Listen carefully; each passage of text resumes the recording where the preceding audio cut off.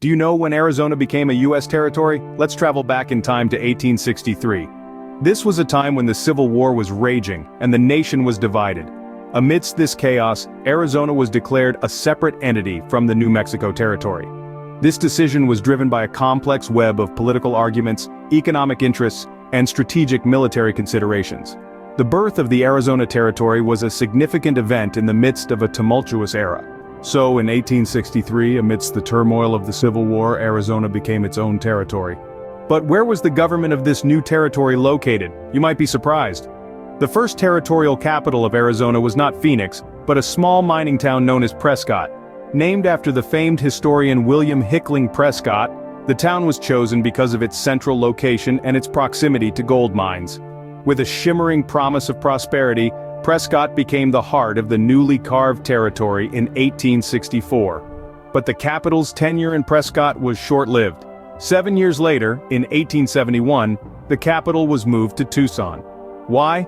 Well, the decision was largely influenced by the Southern Pacific Railroad. The railroad was expanding westward, and Tucson was going to be on its route. The promise of connectivity and the potential economic boom that could come with it was too good to pass up. So, Tucson got the nod. For nearly 2 decades, Tucson served as the capital, witnessing a period of growth and development. It was during this time that the territory began to take on a more established identity, shedding its wild frontier image. However, the wheels of change were always turning. Political winds shifted, and the quest for a more centrally located capital led to the establishment of Phoenix as the permanent capital in 1889.